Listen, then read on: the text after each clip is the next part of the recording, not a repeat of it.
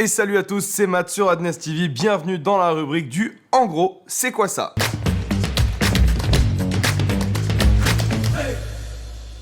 Aujourd'hui, nous allons parler de l'EasyRig. Alors, un EasyRig, qu'est-ce que c'est? C'est un harnais de support pour stabilisateur de caméra. Comment ça fonctionne? C'est assez simple en fait. C'est un harnais avec des sangles, type sac à dos de randonnée, avec un bras métallique qui renferme un câble réglable à l'aide d'une clé pour régler la force, la tension et la retenue de votre caméra. Alors, l'EasyRig, il y en a plusieurs sur le marché, des plus ou moins chers qui portent plus ou moins lourd, plus ou moins de bonne qualité. Pourquoi un EasyRig? Il est utilisé dans plusieurs cas de figure, mais sa fonctionnalité première, c'est de soulager du poids. Alors vous, je sais pas avec quoi vous filmez, mais moi perso, avec mon petit setup, aussi simple soit-il, je peux vous jurer que ça commence à tirer. Pourtant, il y a vraiment le strict minimum. Il y a une caméra, une optique anamorphique, il y a une matbox pour mettre des filtres, un émetteur wireless pour un retour écran client, un retour écran pour moi-même et une bague de follow focus. Il vous suffit d'enfiler le harnais et...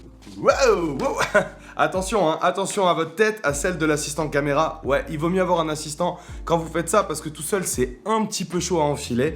Et surtout faites attention à l'environnement autour de vous. Restant statique, je ressens zéro poids. Je peux même lâcher la caméra.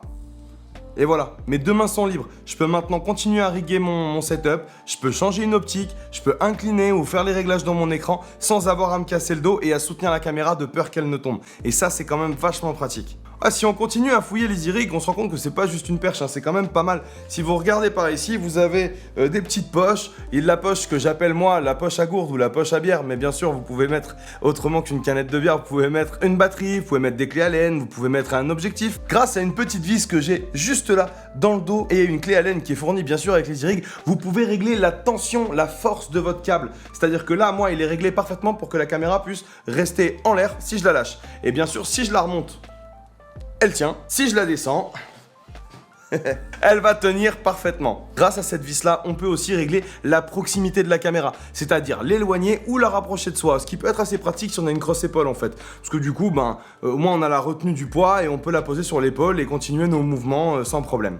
Personnellement, ce setup-là, je l'adore. Une caméra, un EasyRig. Ça vous permet de faire des super beaux plans assez bien stabilisés tout en gardant le petit côté un peu shaky, assez cinématique. J'ai rencontré plein de chefs-op qui étaient quand même assez anti-gimbal et qui sont vraiment fous de l'EasyRig. Attention, ça ne remplace pas le Steadicam. Ça n'a rien à voir. C'est deux fonctionnalités différentes. Bien sûr, ça peut être une option B, mais ce n'est pas du tout le même mouvement. Le Steadicam, c'est vachement plus coûteux et c'est vachement plus difficile à monter, à équilibrer et à utiliser.